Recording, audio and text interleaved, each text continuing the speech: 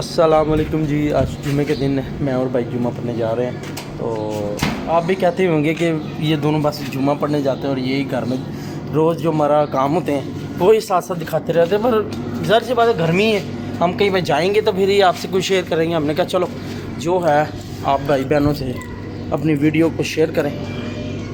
आप ये भी कहना, ये ना कहें कि आते हैं नहीं वीडियो बनाते नहीं है, तो फिर इसलिए फिर अभी हमने कहा चलो आपसे वीडियो शेयर की जाए। अभी हम जुमा पढ़ने जा रहे हैं तो दिखाता हूँ आपको जाता हूँ।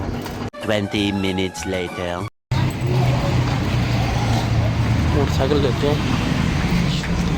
बाहर तो बड़ी गर्मी है, हम जुमा पढ़ के आ चुके हैं।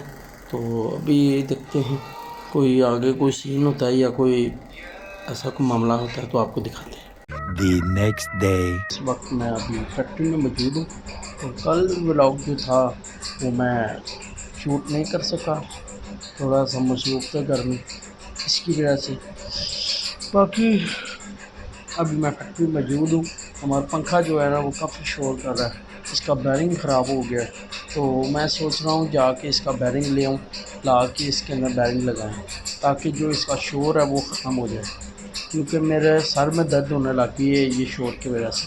तो अभी जैसे ही तो राता करता हूँ बाहर जाने का, फिर आपसे शेयर करते हैं वीडियो।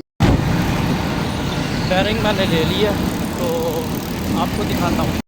ये देखें कि ये बैरिंग है।